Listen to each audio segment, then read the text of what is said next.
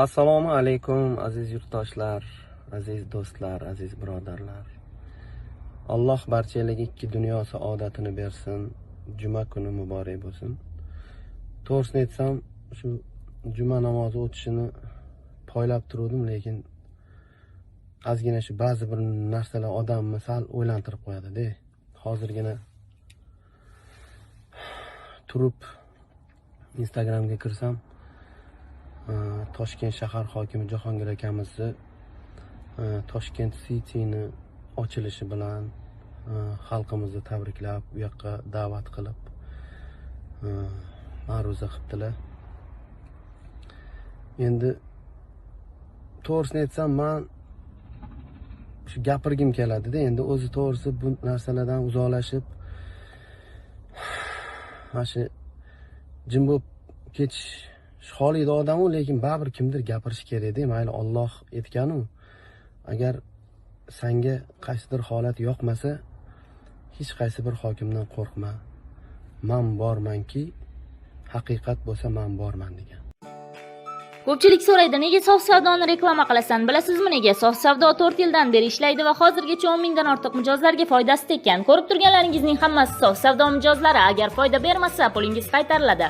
2 oyda soch yoki soqol chiqaradigan, 1 oyda 8-10 kilo semirtiradigan yoki 7-10 kilo ozdiradigan, qorinni yo'qotib, press chiqaradigan, oqtog' va psoriazni 100% yo'qotadigan, bo'y o'stiradigan va erkaklik quvvatini 5 barobar oshiradigan, eng asosiysi tabiiy mahsulotlarni arzon narxda sotib oling. Doimiy mijozlarimizga chegirmalarimiz bor. Endi qarang, Jahongir aka, bu meni sizga ochuvdan ochuv murojaatim. Akajon, Alloh xayrli qilsin. Alloh ishlaringizni, tadbirkorligingizni, hokimiyatingizni, qilayotgan ishlaringizni, qurilishlaringizni nimaki bo'lsa hammasiga baraka bersin. Lekin bugungi gapingizni eshitib, to'g'risini aytsam, bu qilinayotgan ishlarni hech qaysi bir xalq uchun qilinmayotganligini tushunib yetdim. Mani shaxsiy fikrim bu. Men hech kimga haqorat qilmoqchi emasman. Jahongir aka, endi aziz xalqim deb Toshkent City'ga taklif qilyapsiz-da, lekin o'tga men bilmadim, 10 ming so'mmi narx qo'yib qo'yibsizlar kirishni. Endi bu uyat to'g'risida, uyat. Astag'firulloh. Endi o'shatgan 10 ming so'm olinglar endi. Qachon bu endi bu xalqim duosi. Endi-chi, men to'g'risini aytsam, o'zi siz hokim bo'lganingizdan keyingi endi aytsam, rosa недовольный bo'lgan, qilgan ishlaringiz bor-da. Masalan, любой qatdan kirib kelinsa, Toshkentga welcome to Tashkent yozilgan. Nima bizani nima birinchidan-da bu, masalan, mayli, mana shu gapirgan hali xalqni da'vat qilganingiz o'sha meni majbur qildi gapirishga. O'zi anchadan beri gapirgim kelardi. Oldin endi to'g'risi ozgina cho'chirdim.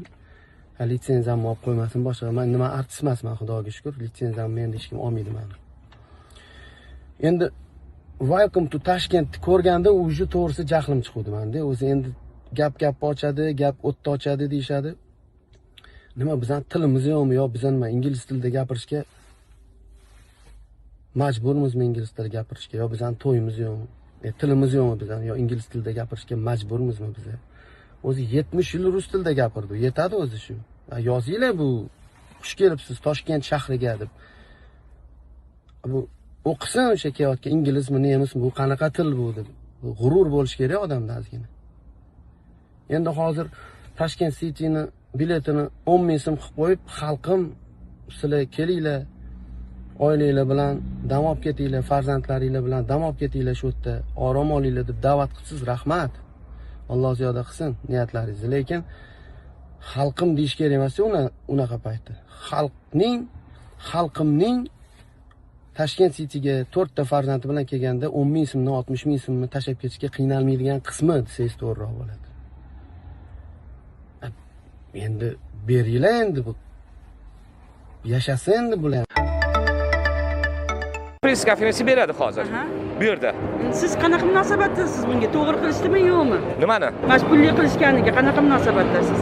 munosabatda ular aytadi-da, ularda nima xarajati bor. Yo, hokim sifatida bunga qanday qaraysiz? Masalan, parklarni saqlab turish uchun boshqacha chorasi yo'q.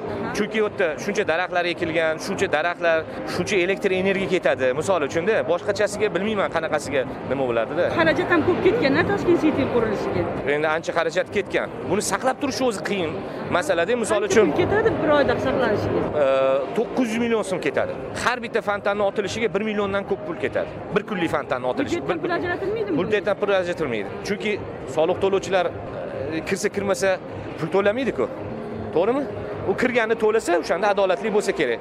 Ya'ni hujjat soliq to'lovchilarning hisobiga shakllanadi. To'g'rimi? Odamlarda haqli ravishda savol tug'iladi. Men umuman Toshkent City kirmasam, nimaga men to'layotgan soliqdan pul beryapsizlar u yoqqa deyish mumkin. Shuning uchun o'zini o'zi boqqani hamma joyda eng aktual menimcha. Rahmat.